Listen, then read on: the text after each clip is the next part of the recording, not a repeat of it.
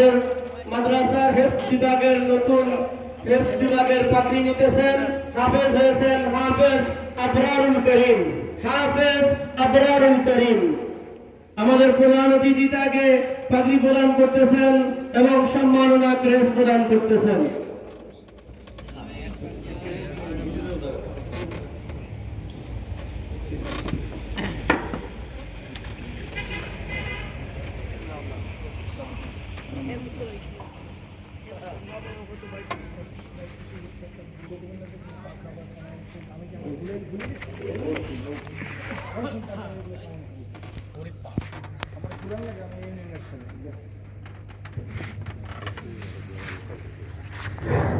আলহামদুলিল্লাহ।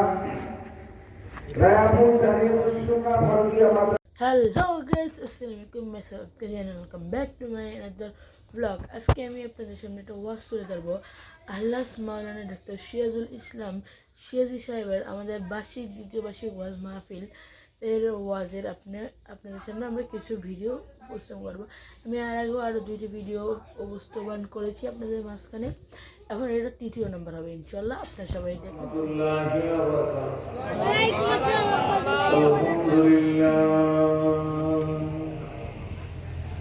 আলহামদুলিল্লাহ ওয়াকাফা ওয়া সালামুন আলা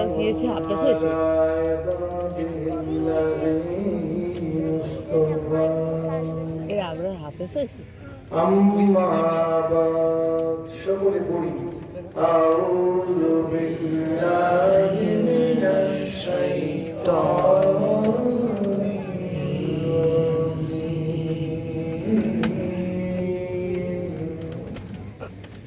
বিসমিল্লাহির রাহমানির রাহিম। ইয়া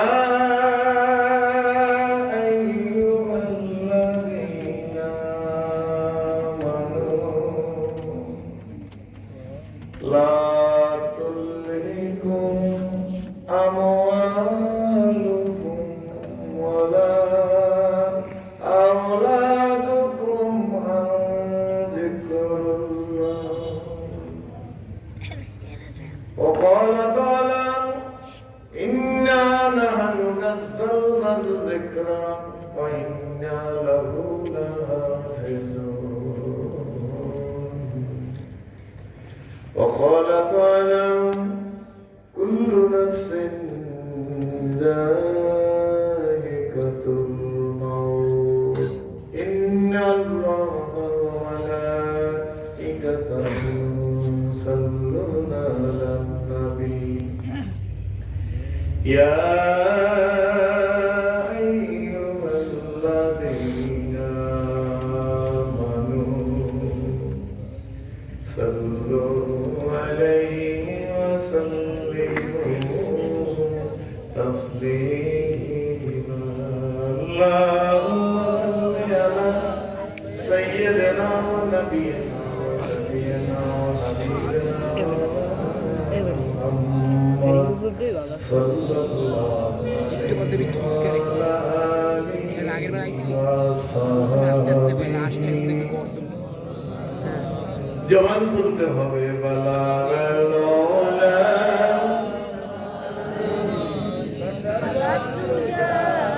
লে জামালিহি সালিহি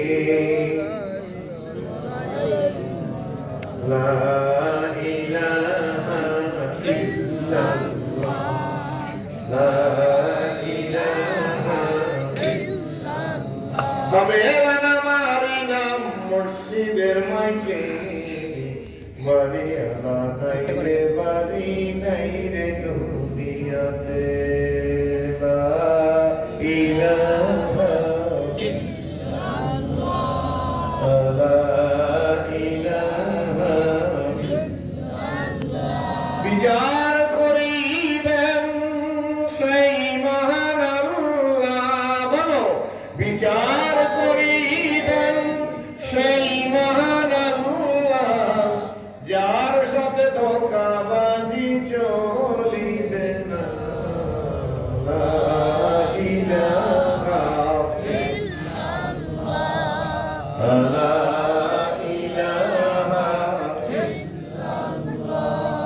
لا إله إلا الله محمد তুই যে বড় হাসছে তুই তো আগে কম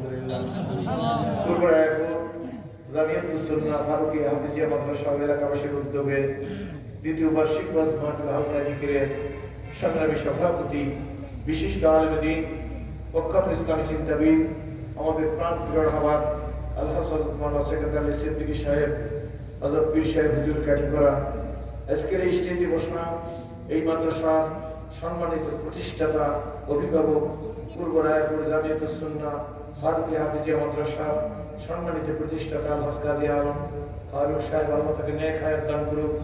আজকের মাহফিলের প্রধান বক্তা সারা বাংলার আলোড়ন সৃষ্টিকারী সুমধুর কণ্ঠস্বর উদীয়মান তরুণ বক্তা জনাব মাওলানা আব্দুর রহমান বাতাকি সাহেব সহ মুআজ্জাজ মুহতারাম মুআজিবুল ইহতিরাম কাবিল ইহতিরাম হযরত উলামা ইকরামগণ সুধী মণ্ডলী আমন্ত্রিত মেহমান বিভিন্ন এলাকা থেকে আগত প্রাণ পরিবর্তে মুজাহিদ মুসলমান ভাইয়েরা পর্দার আড়ালের সম্মানিত মা ও বোনেরা আল্লাহ শুকর যে খনখনে শীতের ভিতরে আপনাদেরকে ফুটন্ত গোলাপের মতো সূর্যমুখী ফুলের মতো জুড়িমিলি বসার মতো তৌফিক ইনায়েত করেছেন যে মহান আল্লাহ আপনাকে আমাকে কবুল মঞ্জুর করেছেন সেই আল্লাহ তাআলার শুকরিয়া আদায় করে উচ্চ যে প্রাণ খুলে স্বতঃস্ফূর্তভাবে বলি আলহামদুলিল্লাহ। এটা কোনো রাজনৈতিক মাহফিল না, এটা রাজনৈতিক মঞ্চ না, আমি কোনো রাজনৈতিক ব্যক্তিত্ব হিসাবে স্টেজে আসিও নাই, আমার পোস্টারের মধ্যে আমার নামের সাথে কোনো রাজনৈতিক পরিচয় নেই। আমি এই ইউনিয়নের মানুষ, আপনারা এই ইউনিয়নের মানুষ, আপনাদের সাথে আমার কথা বলার অধিকার আছে। এটা ওয়াজের মাহফিল, কোরআনের মাহফিল। বেতাগী সাহেব অনেক ভালোবাসেন আমাকে। রাজনৈতিক প্রেক্ষাপট, রাষ্ট্রীয় আইন হয়তো উনি তো আর নিজে কোনো সক্রিয়ভাবে কোথাও কোনো দায়িত্বে নেই, উনি বুঝে নাই আবেগে মহব্বতে অনেক কথা বের হয়েছে। এর রেসপন্সিবিলিটি ওনার, কিন্তু কি বলে ঠিক না বেঠিক আমার না, কথা কি বুঝতেছেন? যখন এখানে ওয়াজের ময়দানে কোনো রাজনৈতিক আলোচনা নাই, এটা ওয়াজ আল্লাহ কবুল করুন।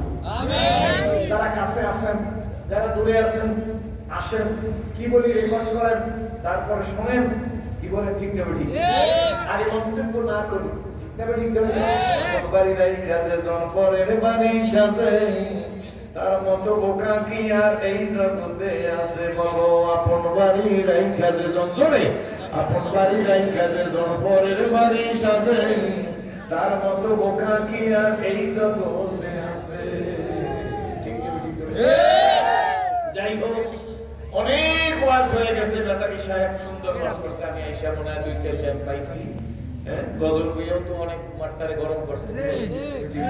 আল্লাহ কবুল করুক। আমিন। আসলে আমল করলে এতটুকু ওয়াজই যথেষ্ট। তবে অন্যান্য দিনের 2000 লোক একত্র হলে যা হইতো, আজকের তার চাইতে আপনার হইতে বরকত বেশি হয়েছে। কারণ সুসময় অনেকই বন্ধু বটে হয়, অসময়ে হায় হায় কেহ কারো। দরি দুনিয়া কাসিয়ার নদীদাম, দরি দুনিয়া কাসিয়ার নদীদাম, अगर दीदा वफादारी नदीदाम, अगर दीदा वफादारी नदीदाम, সুসময় অনেকই বন্ধু বটে হয়, অসময় হায় হায় কেহ কারো। ও বন্ধুরা, ও বাবাজিরা, ও যুবকেরা, ও পর্দাওয়ালারা, অনেক কথা বলবো না, দীর্ঘ আলোচনা করবো না। আমরা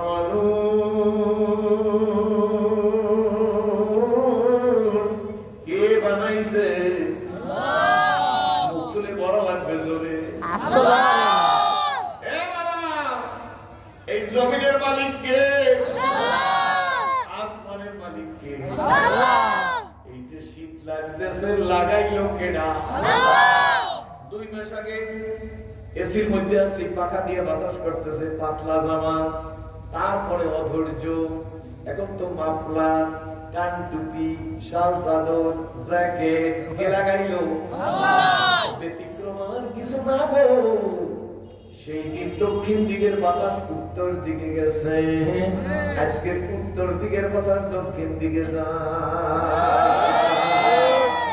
ঠিক না? 2 মাস আগে খেজুর গাছ কাটলে রস হইতো নি? 2 মাস আগে খেজুর গাছ কাটলে রস হইতো না? আবসা কি হইতো? কেন?